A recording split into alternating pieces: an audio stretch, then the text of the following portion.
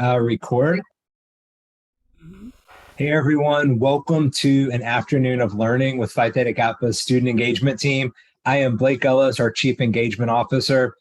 We have members of our student engagement team on today as well, and we're going to be talking about honors in action. On this call, I see that we have some advisors. Some of you may be relatively new, trying to kind of figure out how to get started with HIA. Others of you are like I see Todd Soul on there, fresh off some big Hallmark Award wins. He's gunning for the top spot. So we got a wide array of folks. I know that there are some of you that may be chapter leaders, like you're an officer or you're chairing a committee at your college, and you want to learn more about this from the student perspective. I'm so happy that you're here. There is nothing that will build your resume quite like working on an honors in action project for so many of the top college students in the country. It's the honors in action project and the college project that really launch the next level of their career. The students that have been with us a while and that have succeeded come back and tell us that the moment when they decided to sign up for college project and honors in action is really the moment that they were beginning to win Jack Kent Cook, to win Phi Theta Kappa scholarships, transfer successfully, and even more fundamentally, to unleash leadership potential that they perhaps didn't even realize that they had inside of them through leading these projects. So we believe in our programs, and we're so glad that you're here with us. When you join one of these afternoon sessions, we're pretty casual in our learning, so it's okay to jump in the chat. And we sure appreciate if you would, as Patty said, just get down there in the chat and let us know who you are, what's your college, your chapter, where are you from. It's also okay to put in the chat any questions that you have. Hey, I wanted to know a little bit more about this aspect of honors in action. But at Phi Theta Kappa, we are this big, broad learning network. We're at almost 1,300 community colleges in 29 different regions. And we work with over 1,000 university partners. And we're not even just in the United States, we're in 10 different countries. So we are big and we're broad. Lots of you on this call I can see are in different time zones, which is fantastic. Even our student engagement team, we don't just all work in one place. We run the gamut from New Jersey to Alabama to over here in Houston, Texas, and up in North Texas, and we have an employee in Mississippi as well. But when you're on a Phi Theta Kappa virtual event, you are likely to be engaging with people from all different walks of life and all different parts of the country. And I'm going to tell you, it doesn't matter where you are with honors in action, you're going to get something out of this. If you've never heard of honors in action before this meeting, we're going to explain it to you. We're going to tell you how it's possible for you to do an honors in action project. But also, if you're at a chapter where you've already maybe done a little bit of research, you're beginning to think about it, you'll benefit from this presentation as well. I want to let you know too, before I turn it over to Susan Edwards, that we do have some members of our student engagement team on here. Patty Van Adder organizes these wonderful virtual events. And Patty is, I think, the reason that we see such robust engagement in our advisor development program, with new advisors coming all the time and learning pretty quickly what it means to make a difference by being a Phi Theta Kappa advisor. So we appreciate Patty. We have Reagan Chastain, our curriculum designer from the great state of Alabama. Hello to all our friends over there, Roll Tide and War Eagle and all that. Reagan is our curriculum designer. And if you've ever engaged with the advisor training, our leadership development studies program, our PTK edges, it's Reagan who takes all these great ideas for student learning and student success and puts them in a format that really students can engage most robustly and learn the most from all these courses. Okay, got to point out Patty's from New Jersey, so we got the East Coast over there represented.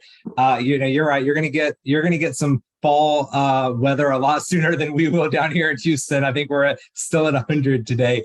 I see somebody from Dallas. That's okay. Nobody is perfect. It's all right. We're so happy to have you on there. Just kidding. I live in Houston, so got a little friendly rivalry.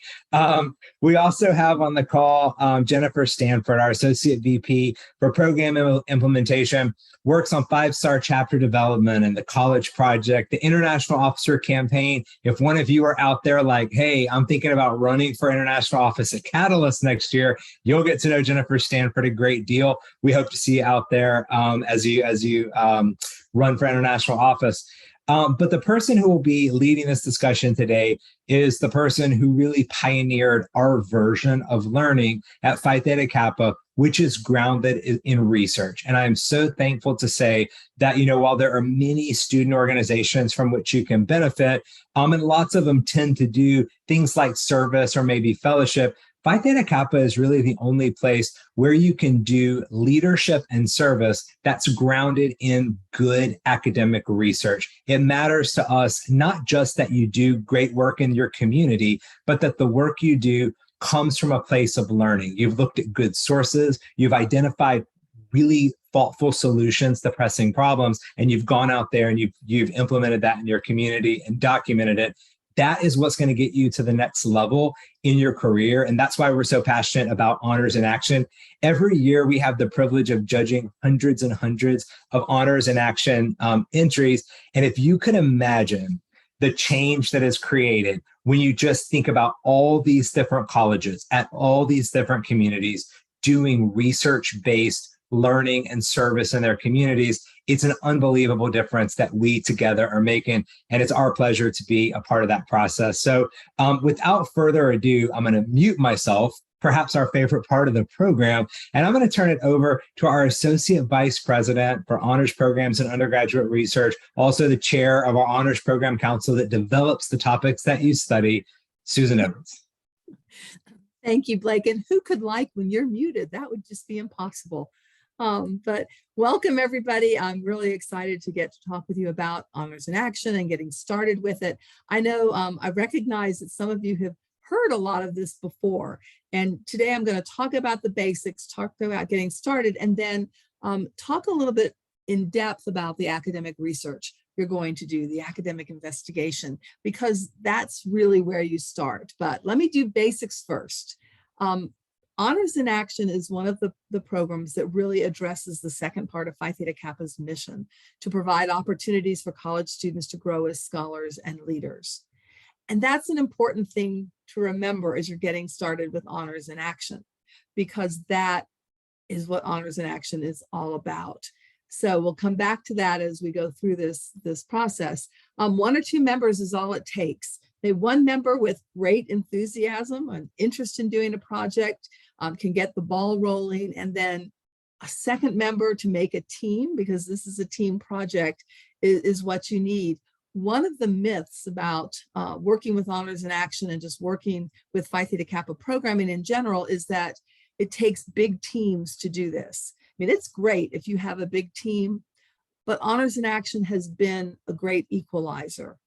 And a team of 2 people focusing on the process and going through the Honors in Action process can really do incredible work.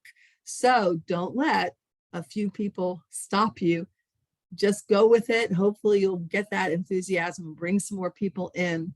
If you've got a big team, yay. You still have to sort of tend to working with people in Honors in Action and get them inspired and motivated to work.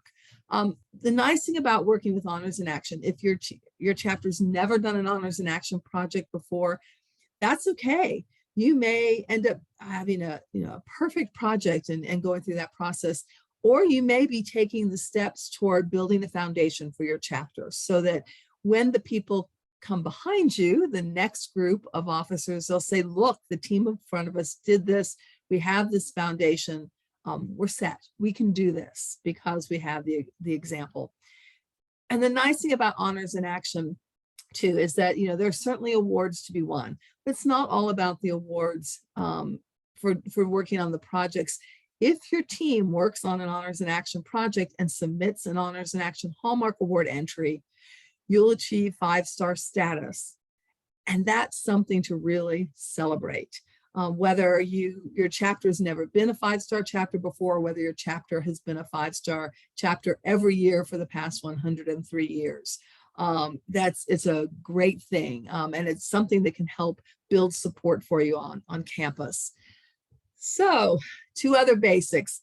Projects should be completed between January 1st and December 31st, 2022, this year. So if you're there and you're thinking, wait a minute, we haven't started yet, what do we do? That's okay. It is all good. most chapters begin their honors and action projects in the summer and in the early fall. And in fact, a number of most distinguished chapters internationally have begun their projects in the summer or in the early fall. So there is still plenty of time to do a great honors and action project. Know that you should complete the project, accept the Hallmark Award entry by December 31st, so that you can celebrate the end of 2022 and going into 2023, which is when you want to make sure your honors and action Hallmark Award entry is ready. And that is due on January 18th, 2023. Yeah, that's great. Thank you, Mary. That Omicron Psi does that looking at the Honors Program Council or on program guide in the spring, then starts that preliminary research, and they take steps to work on it. And that chapter has been an outstanding chapter for a number of years. They worked really hard at that, asked a lot of great questions. And of course, they have great coaches as well. Let's go with the next slide. And here, honors and action is a holistic process. And so the project itself is all the pieces of the project. And it helps to remember that, because it's really easy to think that honors and action is just the action part of the project. If you think of it more broadly, that you're following a process that is all about intentional, informed exploration of Phi Theta Kappa's honor study topic, which is this year and next year, the art and science of play. And we'll say a little bit more about that in a minute, but it's that intentional, informed action based on that exploration. All of that is the project. So where to start with these kinds of things? First recommendation is to look at that honors program guide, like Mary mentioned in the chat. The honors program guide will help guide you through this process. And there's lots of really good information in there, not the least of which is the honors and action planning rubric. It's on pages 24 through 26 of the honors program guide. And it's the same rubric that judges use to score your honors and action Hallmark Award entries. So by looking at this rubric and really looking at what is asked of you in the rubric, you really are beginning with the end in mind, and that puts you in really good shape for your honors and action project, that nothing ends up being a surprise in terms of the process. So take a look at that honors and action planning guide. The other thing is you can find it in the section of ptk.org for Hallmark Awards. So it's there in two places. You can take a look at it.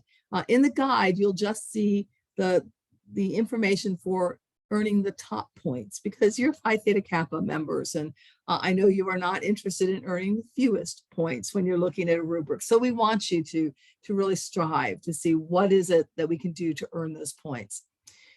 And then you want to keep records of what you're talking about, what you're thinking about, what you're doing with the project all the way through the process. So we recommend keeping a journal, whether that is old school with paper and pen, or paper and pencil, paper and crayon, whatever you would like to do, or whether you keep a Google Docs document, whether you keep just electronic Word documents or Notepad documents.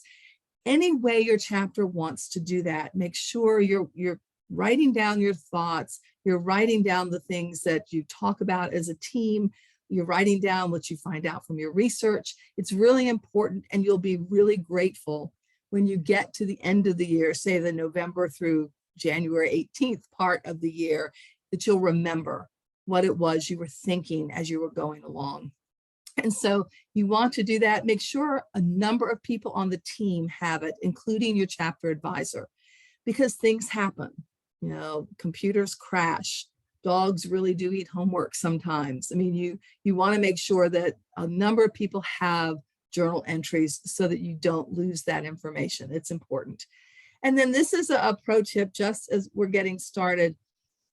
The investigation's all about Phi Theta Kappa's honor study topic, the art and science of play. The theme you'll choose, and we'll talk a little bit more about themes, but the theme you choose is the lens through which you study the art and science of play.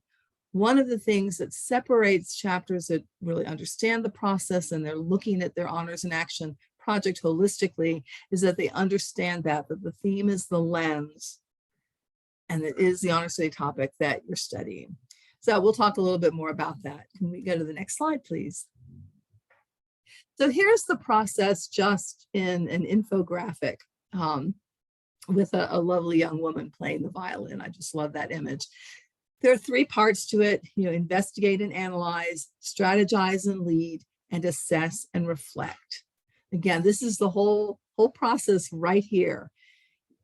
Starting with honors in action, you especially want to take a look at that top part, the investigate and analyze. And we're going to spend most of our time in this presentation today and with your questions on that part of it, because that is where you start. You want to review that honors program guide. You want to set research objectives. And one of the things that the rubric asks is that you make it really clear that you are doing intentional investigation, that your project's grounded in intention. So, how do you do that? Well, you might have research objectives that are things like, we want to build an honors in action team with 3 members, for example. We're going to invite our research librarian to work with us to identify and analyze academic sources. We're going to invite a faculty member to help us further analyze academic sources. We would like to make sure that we have at least 3 to 4 varied viewpoints as we look at the art and science of play. And if you notice there that those are just the types of things you can do, but the research objectives are telling us that you really did this with intention. You really thought about what you'd like to do. You want to write these before you begin doing your investigation, because you don't want them to read like, well, we finished our investigation, and so let's write some objectives like we actually did it at the beginning. So think about it, think about that intention. That's how you score points. Remember that the objectives need to be measurable. So, for example, if you're saying that we want to look at least 10 to 12 academic sources, well, that you're going to think about and write about and look for 10 to 12 academic sources. In the end, you use 8. I'll explain that, but it's very much measurable. You either looked at those academic sources or you did not. And you'll go back and reflect on that and write about it. So set your research objectives. If you aren't sure how to do that, this is one of the ways you can bring in collaborators and get someone to work with you to set those objectives. So then you want to develop a research question or questions, and you want to do one that's related to the theme you select, and of course to the art and science of play, because that's the honor study topic. And you want to make sure that you understand that you can change that during the process. You may start in one place and end up in a really different place when you're doing your investigation. That's okay.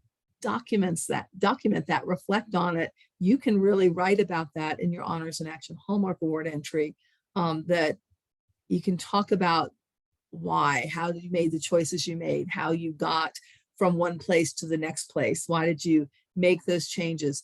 If you're not sure how to develop a research question, we have a guide in the honors program guide and online at ptk.org/honors. But you can also bring in another collaborator, get someone who's really adept at it, someone who does research on campus, who can really help you develop your honors in action question. Take advantage of the coaches you have. Your chapter advisors are great sources, but they also know other people on campus who can help you do this. We know that you're outstanding in terms of your academic experiences and your record, but look at this as an opportunity to develop and hone your skills, because those are the kinds of things you can use when you're working on scholarship applications and job applications, when you're writing your resumes, those kinds of things. So that honors in action can help you do that. Then you're going to identify and analyze academic sources. We're going to talk more about that.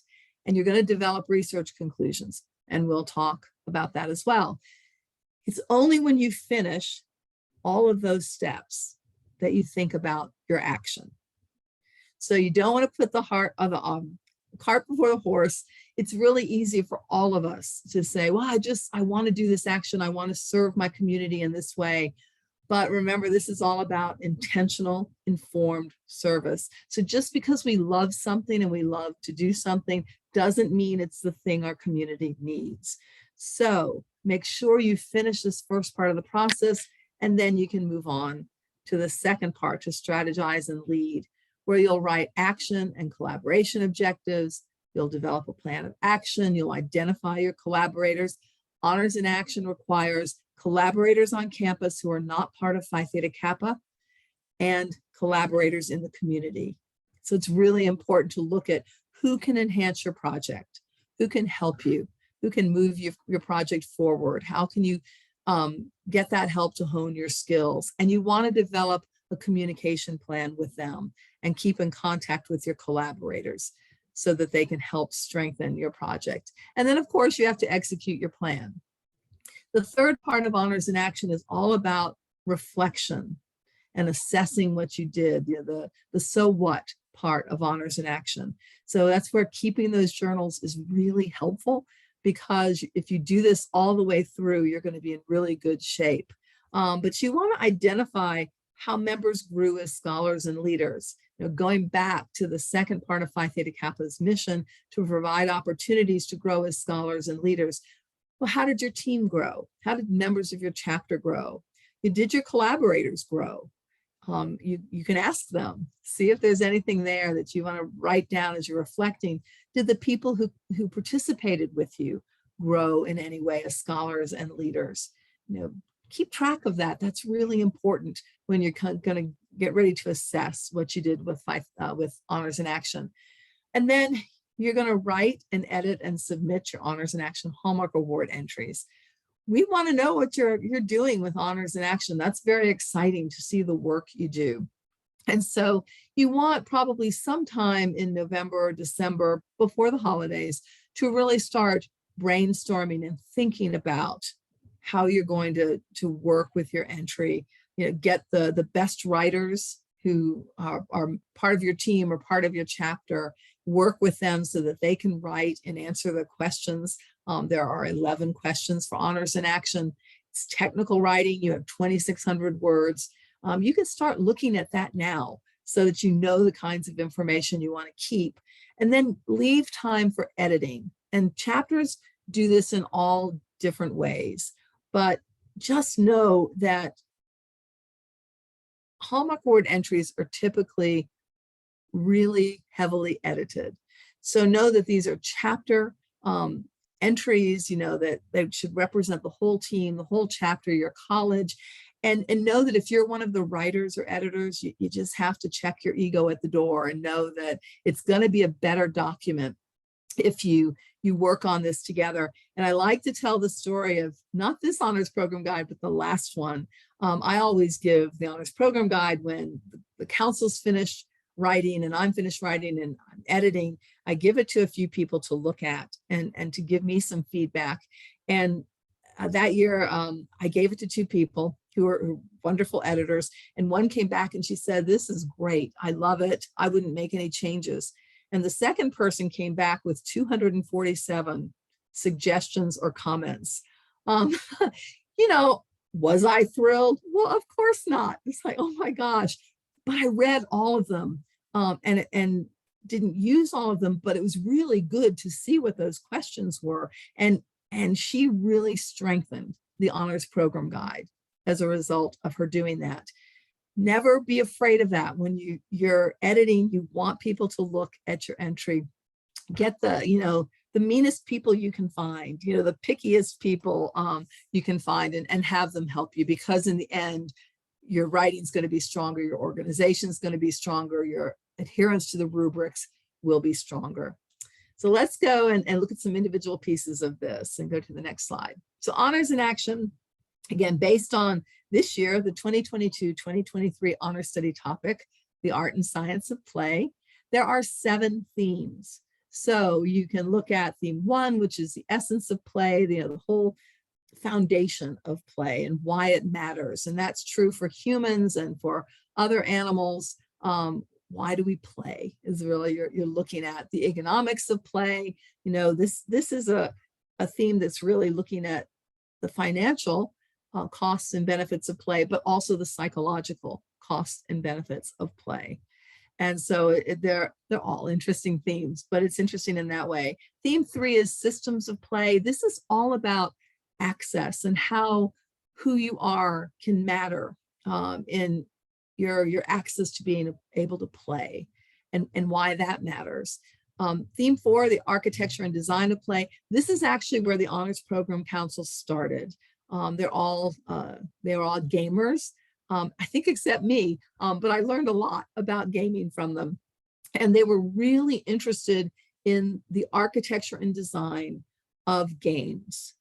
And then we broadened it and looking at the architecture and design of things like concert halls or concert venues or playgrounds or certainly games for those of you who do play and who do game. And so it's a really interesting theme as well, and one that maybe a lot of chapters haven't thought of yet, but there's lots of really interesting information there. The soul of play is also all about how play is a muse for artists and artisans.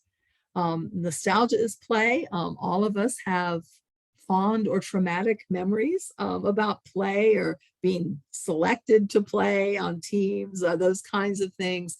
And so it's a topic where looking inward and how play can certainly enhance people's lives, but also help heal trauma, help people move forward. And so it's one, if you're interested again in the parts of the psychology of play, nostalgia is play might be for you. And then play it forward, theme 7. I've been seeing a lot lately where people are assuming that this particular theme is pay it forward without the L. It's not. So if you're looking at theme 7, it's all about how play results in innovation and invention. So think of people like Thomas Edison or Marie Curie, those types of people who really, from their play, end up with sort of extraordinary things that we take for granted sometimes now in life, but invention and innovation, that's what that theme is all about. So let's go to the next slide. A nice pro tip: pay attention to the overarching questions in the Honors Program Guide. Every single theme has an introduction by members of the Honors Program Council and has some resources, usually 4 to 5 resources that are about the theme. And we always get asked, can we use those sources? And the answer is yes. Please feel free to use or look at those sources. You do not have to use them. So, just know they're there if you're really kind of interested in what the particular theme is. And then really important as you're starting Honors in Action, and really as you move through, is that you want to look at the overarching question, which is beneath every single theme title. So for theme 3, systems of play, the question is, in what ways do one's role, identity, and access influence the experience of play? And so when you look at that theme, you want to see, is this what really interests us about play? Is our question, our research question, does it align with this particular overarching question? And if the answer is no, then look at the other themes, look at the other overarching questions, because it doesn't mean you have to change what interests you, it just means you're in the wrong place for now. And if you're thinking, well, what happens if we start out, say in theme 3, but we figure out that what really interests us is the architecture and design of play, then you move to theme 4. And it's perfectly acceptable to do that. I recommend keeping notes about how and why you did that, because that will help you later when you're reflecting and writing about what you did. But know that it's okay to do that, that Honors in Action isn't necessarily a linear process. Let's go to the next slide, please. Okay. So academic investigation, I want to talk a little bit more about this, particularly if you're not as familiar with Honors in Action. Academic investigation, we talked about research objectives. Again, you want to show your intention with your research objectives, and you want to set 3 to 5 of these. You don't have to have a huge number of them, but you want to show that you've really thought about how you're going to proceed with your academic investigation. Then research question, you can find the guide in the honors program guide on page 27, a guide to developing a research question. You want that to align with the overarching question. So the research question is not the overarching question for your theme, but you can tell a lot about whether what you're interested in is in that particular theme if your research question aligns with it. And again, that research question is likely to change as you do your academic investigation, as you discuss what you're looking at, and that should not worry you. You can write about why and how it changed and what your research question ended up being. Academic sources, we're going to talk a lot more about this today, but pages 29 through 33 in the honors program guide, there's an academic resources guide. And it's I think, really useful. The Honors Program Council wrote that, and I think you'll find that there's lots of really good information about how you look at academic sources. You do want, and this is part of the rubric, you want to make sure that you're looking at a variety of types of sources, but you want to make sure they're vetted. So they are from the academic world, that they've been edited, that they are as objective as possible. No one's wholly objective, but academic writing is as objective as it can be. So yes, thank you, Patty, not Wikipedia. And not things like newspaper articles or TED Talks. Those are great prompts for starting your research, but they are not academic sources for the purposes of honors in action. So for example, a newspaper article might spur some thinking about the art and science of play. Maybe look at what else has that journalist written. Is there a book? Is there an analysis that's connected to what that journalist has written, or what the subject matter is? A TED Talk, there are a lot of TED Talks that are based on books written by the people who are giving the TED Talks. It's the books you want to take a look at to get more information, to see, well, are there other places we can go to look for these sources? So make sure they are genuinely academic sources. That's going to be important. Make sure there are varied viewpoints. So you don't want to just support what you already believe with your sources, or support what you ultimately decide on your action, and that everything just talks in one way, supporting, well, this is why you should take this action. You want to look at what different people think about the subject. So they may not be diametrically opposed, but scholars and experts have different opinions, and you want to look at those so that you make the best possible choices. And that's what academic research is taking a look at those kinds of things. So make sure that you're doing that. If you're finding that you're not, get some help, get the librarian to help, get those collaborators to help, so that you can take a look at varied viewpoints and who those people might be, who those experts might be. We've already talked about collaborators, and I mentioned you can use collaborators like librarians, like faculty members, like community members, people who are experts in this kind of research and pulling things together. They're collaborators. So collaborators can work throughout the honors and action process. And then you're going to develop research conclusions, and we're going to talk a little bit more about that. So go to the next slide, please. So developing research conclusions can be kind of difficult for chapters sometimes, but here are the kinds of questions you want to ask. What did you learn from your sources? How did your investigation answer your research question? And you want to write down the answers to these things, even if you're just jotting notes about how this happened. So what did varied sources contribute to what you learned? And it's going to come back later in the rubric to what did you learn about the honors study topic? Well, what did you learn? What did the sources tell you? How did they shape your beliefs about the topic, your conclusions, your action, because they have to be directly connected? What were the main points of your sources? So while you're not going to write summaries of the things, each of your authors will have a thesis, will have main points. You want to take a look at those. So what was the significance of the results of your research or investigation? This is the so what part of it. So you're working with the how and why, but you also want to think about the so what. Why does this matter? How did it matter to you? How did it help you grow as scholars and leaders? How did it matter to your collaborators, and people you've talked with about your topic and what your research? And then you want to think about, well, what new ideas build off of the topic you studied. It isn't because you are necessarily going to continue that investigation, but it's a really good critical thinking exercise to think about, okay, so we've got the so what, so where do we go from here? What if somebody else wanted to look at our research and wanted to look at this topic? What might they consider?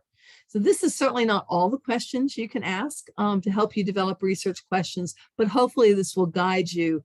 It's really important to come up with these conclusions, because it's from these research conclusions that you will develop the action part of your honors in action project.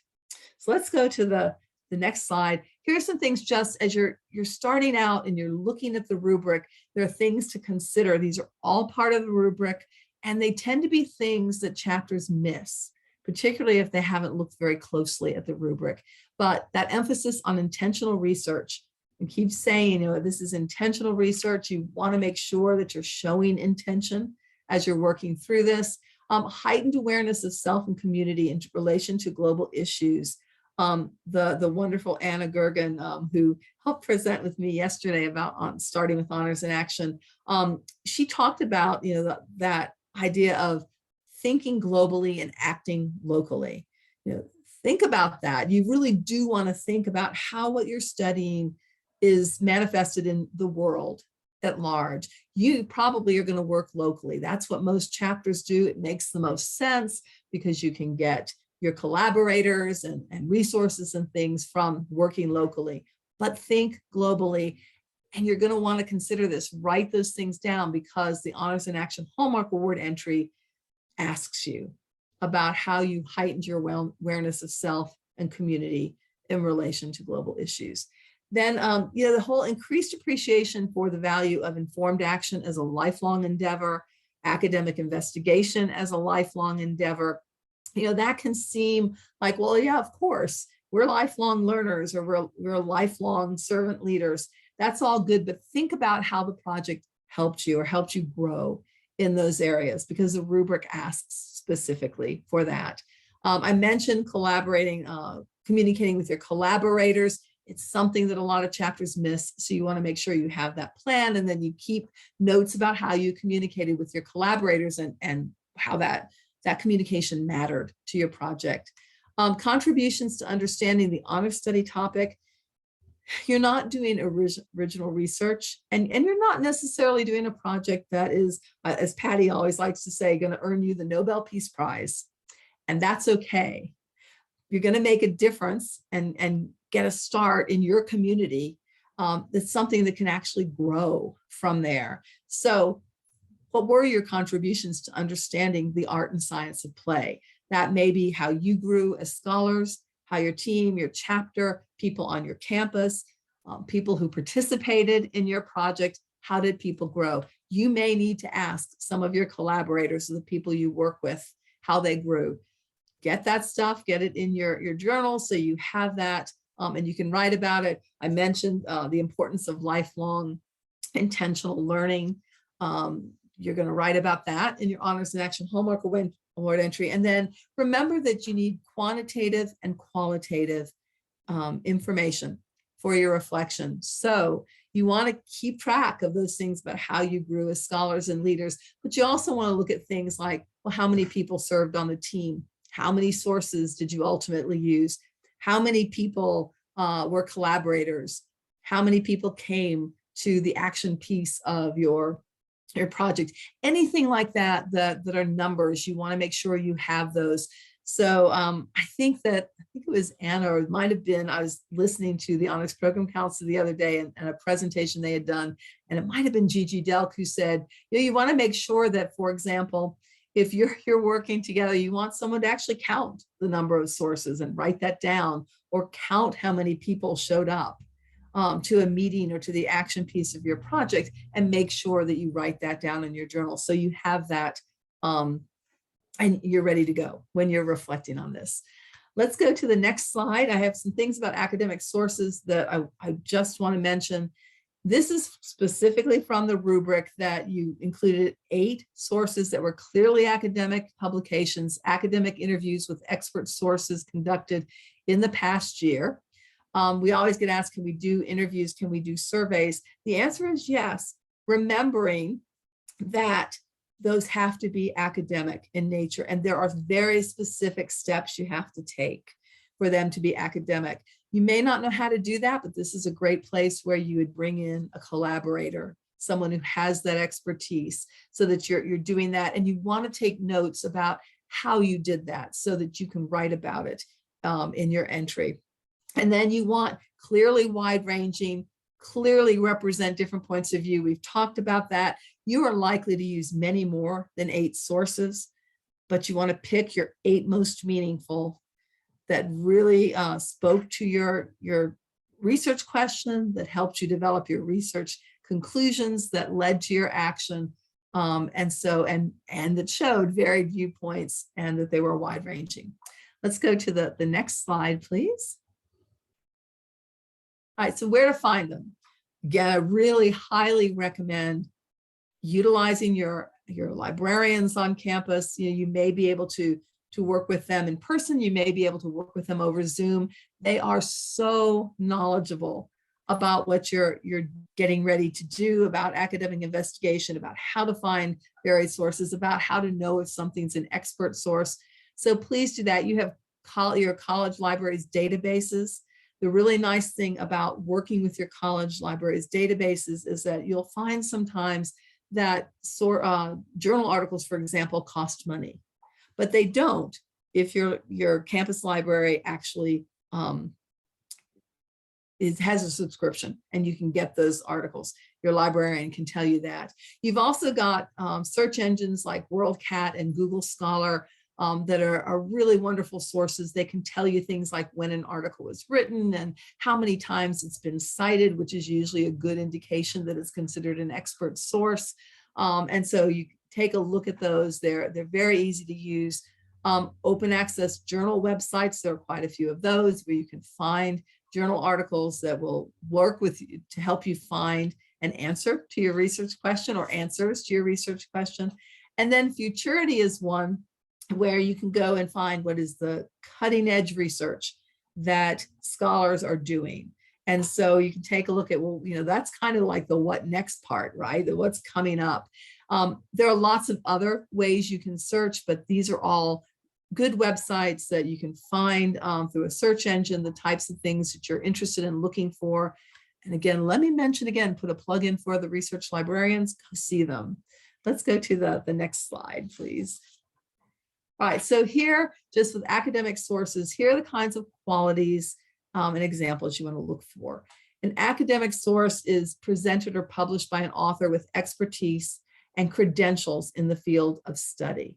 So they could be professors, they could be journalists. You kind of want to look at whether they've cited their sources, whether they have footnotes or endnotes, an extensive bibliography, those kinds of things, because that can help you find other sources as well. They're presented or published in peer review venues. You don't want to look at things that are self-published.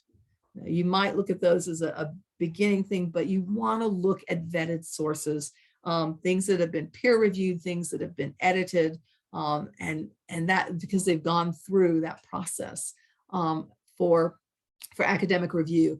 And then you want those clear and accurate references and documentation of the other work they use to do this. Always look at the footnotes, look at the endnotes, look at the other scholars and the references that the person you're looking at, the journal you're looking at, or the book you're looking at references, because you can go find those sources on the websites that we just talked about. And you can sort of look at the evolution of the ideas and the topic, but you can help find your 8+ sources that way. And then examples, you want published literature reviews, published research, quantitative, qualitative, archival research, a dissertation or thesis, or book published through a university press. things that are really contemporary that have been maybe published in the last year. You can look at all of those kinds of things with academic investigation. If, again, they're journalists, for example, who very well may be expert sources, take a look, make sure they have footnotes. They cite their sources. They give you who they talked to and who the types of information they considered when they were writing those books. And that's important. Let's do, Patty, would one more slide over, please. All right, so more about them. Here are questions you can ask yourself if you're just not sure if something's an academic source. What's the purpose of the academic source? What kind of source is this? Why has it been published? That will help you figure out, does this fit as an academic or expert source? How current is it? Or because if it's current, that means that a lot of people they've looked at a lot of other people who have written about it, and they've come up with an evaluation based on their research conclusions. Or you can look at classics in the field. There are books and journal articles in every field that are classics. So even if they are 50 years old, for example, you may want to use those because they're the foundation of expertise on your particular subject. Is there a detectable bias, or does it seem like the author is playing fair? Detectable bias or playing fair, the playing fair part doesn't mean that the academic, the author, or professor, the journalist agrees with you. It's has the person laid out the sources, the research conclusions in a way that's fair to varied viewpoints and doesn't have a detectable bias. Then, how sound is that source? Again, do other people cite it? You can find that in places like Google Scholar. Do other experts refer to it? Is it really well researched? And then, how well is the source written? Expert sources should be very well written. And again, because they're usually edited, that helps with that writing. And so you want to take a look at that as well. Okay, so let's go to the next slide. Thank you, Patty. We have lots of resources for you. And take a look at ptk.org/honors. The planning rubric is up there. We have an Honors in Action workbook, which will help you work through the process. You can download it, you can print it, you can write all over it. This is where you can keep your notes if you want to. We have a journaling guide written by the very fabulous Dr. Terry Ruckel, who is expert in journaling. And it's all about questions your team can ask itself, so you don't have to reinvent the wheel as you're journaling and thinking about things. Take a look at the journaling guide and answer those questions as you go along. That's going to go a long way for getting you ready to write your Honors in Action Hallmark Award entry. Then we have a guide to developing a research question. We have an academic sources guide. I've mentioned those. We have film resources. And we hear from a lot of chapters that you also want to have fun too, right? That looking at the art and science of play can be fun. The Honors Program Council has put together this film guide and film resources for you. And some of them are academic sources or they're academic in nature, but a lot of them are just fun. They're really, I think I mentioned yesterday that Stranger Things is on there, for example. And I think I'm trying to think of some of the other things that are just fun. So, bring people together for a film or a television show and just, talk about the art and science of play. And it may not have anything to do with your research, but it just brings everybody into the process. We always get asked the question, what does an award-winning Honors in Action Hallmark Award entry look like? The answer is in Civic Scholar, Phi Theta Kappa's journal, Undergraduate Research. We have 3 editions of that online at ptk.org/honors. The 2022 edition is going to be published this fall, and it will be online as well. And you'll see that chapters approach Honors in Action in all sorts of different ways. They follow the process, and you can see that, but the way they look at the world, the way they look at the topic, the way they execute that process can be really different. So Civic Scholar articles are really very valuable. Then we have the 2022 Honors Case Study Challenge. If you haven't started yet and you're really kind of interested in looking at the kinds of things that interest you, you might consider doing the Honors Case Study Challenge. It is based on newspapers and doing some summary and writing about the newspaper articles that you look at that are related to the art and science of play. And your team or individuals within your team can submit the case study at the beginning of November for a possibility of winning one of 4 $500 scholarships. So it's a great way to start, and a really nice way if you submit your case study and it's selected by the Honors Program Council to win one of those scholarships. I don't have on this slide, and I apologize, we have Honors in Action grants. The Mellon Foundation awarded us a really wonderful grant to support Honors in Action. And so we have grants of up to $1,000 for chapters to apply. And the deadline is September 12th. And Jennifer Stanford, who is part of the team, said yesterday, this is not an arduous application. It's not writing one of the overarching grant applications.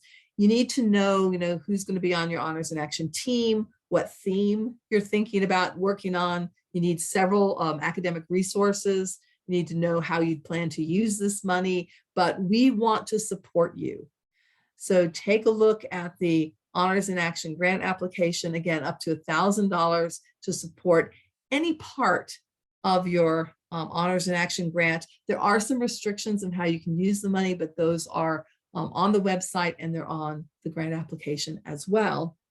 And then last but not least, Research Edge. If you have not gone through Research Edge at getanedge.ptk.org, the whole Honors in Action process is part of that edge. And you can not only get bling from Phi Theta Kappa and finish a really wonderful course. I like that, Patty, just do it. But also you can really help prepare your team to work on an Honors in Action project and sort of review all the things we've been talking about. So next slide, please. Okay, I left a few minutes for questions. And of course, anytime during the year, if you have questions, you're welcome to contact me at susan.edwards@ptk.org. You're also welcome to contact any member of the student engagement team. We're all here to help. And so please feel free to do that. But before then, what questions do you have? Things that maybe I didn't cover or covered quickly, and so you're not really clear about it. And remember, we're talking about getting started with Honors in Action, and that's why we focus on the academic investigation. Once you finish all of this is when you move to the action piece. I see Anna Gergen on the screen. Anna, anything you would add? No, I think that covers it very well, Susan. I would just say that my team last year had an amazing time researching our topic and working with the Korean Community Center that we worked with as part of our action piece. And we're looking forward to another great year of academic investigation and action. So I'm happy to be a part of this again. Thank you. All right, questions. What are your questions?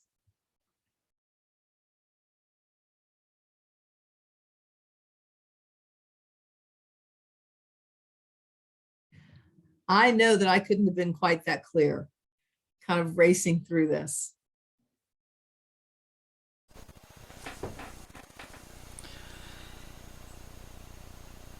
I don't know. How many of you started your Honors in Action or in the throes of it? Raise your hand or, yeah, put in the chat. Kenneth, okay. Yeah.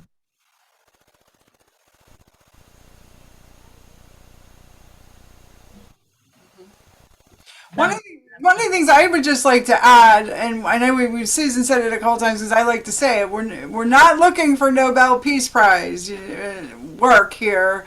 We want you to just try, and in trying, if you get stuck on a couple of steps, you can always come back to us and ask questions. We're more than willing to help you through and get you through the next part of the project. So we definitely just want you to try, for sure. Thanks, Patty. And that it brings me to the question that that I was asked for the first time last year. So I always try to mention it. I had a chapter advisor who said, well, does the Honors in Action Hallmark Award entry have to be good? And since nobody had ever asked that before, but the answer is no, right? I mean, you're striving for that, but this is all about growth as scholars and leaders and as a team. So even if you think, oh my gosh, we aren't gonna be able to write an award-winning entry, that's okay. I mean, you can think about it. If you write and submit that entry, you're gonna be 5-star. And so you have moved the needle for your chapter. So please consider that. Of course, it's great when you write a fabulous Honors in Action Hallmark Award entry, but do not let it stop you if you're just not sure if it's the best work you can do. You're moving forward if you work on the Honors in Action Hallmark Award entry. Awesome. Okay, well, we're grateful for all of you to join us today. We will process this this recording session, and Question. I'm sorry. Go ahead. Is it one person to do the honors and actual, or is for the whole team to do it? It's a great question. It is meant to be a team project. So, and we define team as 2 people, 2 or more people. So we'd like people to work together. And it's on any topic, or is that something that we have to go to the president of the school to get?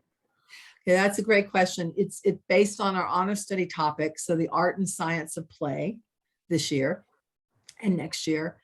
So if you go to the honors program guide at ptk.org/honors and take a look at the program guide that's all about the art and science of play and the 7 themes, that's the topic. You can pick any of those themes. Your team can pick any of those themes. So, okay. Thank you. Yeah. And the one caveat I'd say is if your team really wants to pick a very controversial topic, out of courtesy, you might talk to the administration and just make sure that you don't blindside anybody with the topic and have a discussion. That can be part of the development of your research conclusions as well. Thank you. Susan, I had another question pop up on my side, and it says she wanted to have her team's project use yoga and Buddhism as a part of the essence of play theme, but I don't know how to make the outreach bigger. So can you address that? Okay, sure. And if your academic investigation has led to looking at mindfulness and yoga, I mean, hooray. I'm a yogi. I love practicing. So that makes me very happy. But you probably, I would recommend several things. You might want to consider communicating and collaborating with some yoga studios in your area who might be able to help you with the outreach, or individuals who practice yoga or teach it. I think with yoga, it's really important to have certified instructors so that there's safety issues involved in that. With mindfulness, if you're doing things like meditation, you probably can work with some of the recorded things. I'm looking because I actually do meditate every day, and I use Insight Timer. That's what it's called. And those are, you have several ways that you can actually use that to meditate. There are other apps as well, or you may have someone on campus or in the community who actually can come in and do something like yoga nidra, which is really helpful for people to de-stress and to be able to help to sleep. It all depends on how you want to work with that. There are a lot of school systems that are looking at yoga and mindfulness as well as a way to help with classroom management. You might check with some schools or with the people who practice yoga or teach yoga to see if they know of any of those places. So, those are the points at which you want to make sure with expert sources for yoga that you get some people who are analyzing perhaps the different types of yoga and what they can do for people and how they connect to the I guess really the philosophical foundation of play, because there's a lot there. This is probably because I'm thinking out loud, not very organized, but I'm happy if you want to talk about that and email or call to keep brainstorming with you. But there's lots you can do with that if that's where your research conclusions lead you. The other thing I'd say with any of the topics, you want to make sure that it's something your community needs, because if it doesn't, it's hard to get to the so what. You may live in a community that actually does those things really well already. And you might get those collaborators to help you, well, look in another direction for something that actually is needed in your community. Susan, what are those, would that fall under? We think about doing something along that line. What would that fall under? Which category? So tell me again, you were thinking of doing what? We think about doing something like that, with, the self-defense for youth, for elementary kids. What category would that fall under? What, which those seven topics? It depends on your theme. Remember, you don't want to start with the action in mind. Right. So it's okay to think, oh, we hope we were going to work with little children, for example. Right. Mm-hmm. That's not picking the action yet. Right. So look at the themes and look at the overarching questions. Mm-hmm. So if it's about philosophical foundations you're interested in, it would be theme 1. If you're interested in access to things, then you want to go into theme 3. I think you're testing me with these things. If you're interested in who gets to play or the psychological benefits of play, if you're there and that overarching question, and that's really what interests the team, you would go there. Look at the overarching questions, and remember, even with something like yoga or meditation or mindfulness, you want to make sure you do the academic research about it.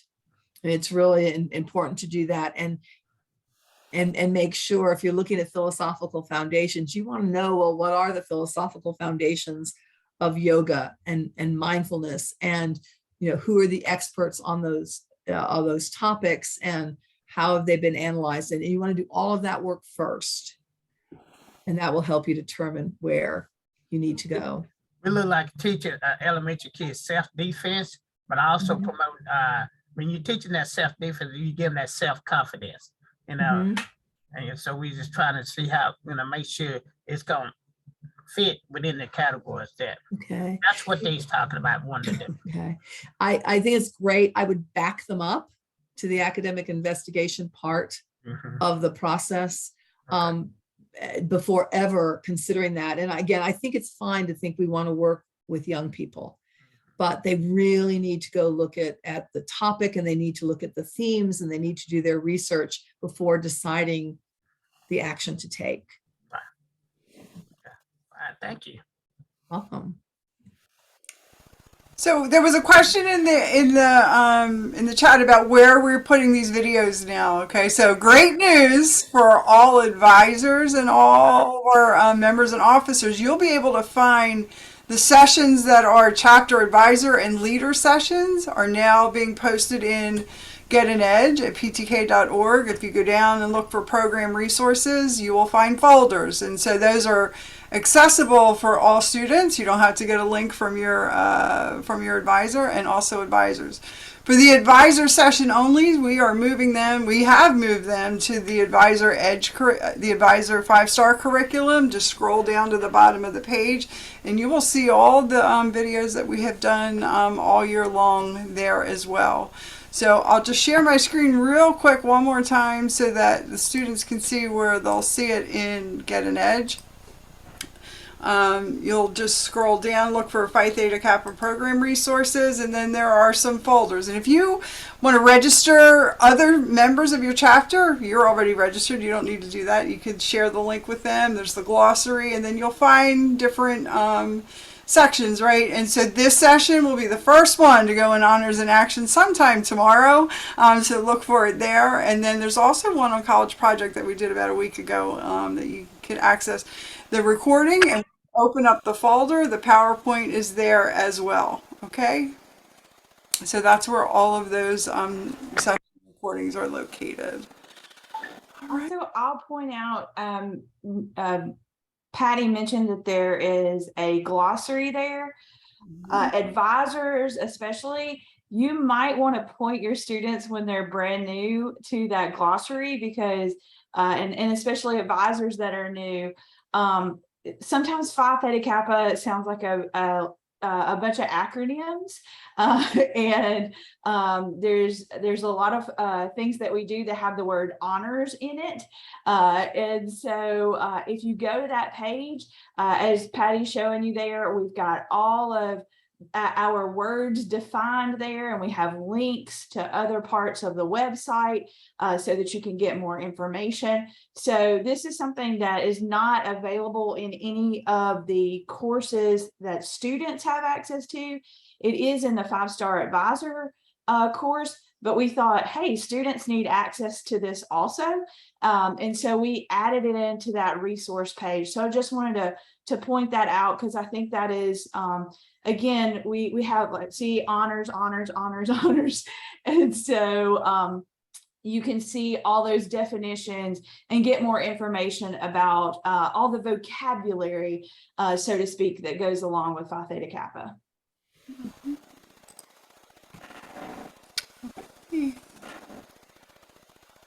Any more questions for today?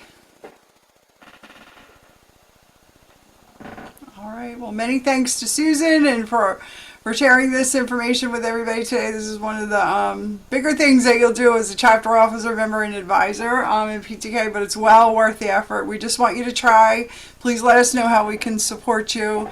Thank you for coming, and we will see you soon. Bye-bye.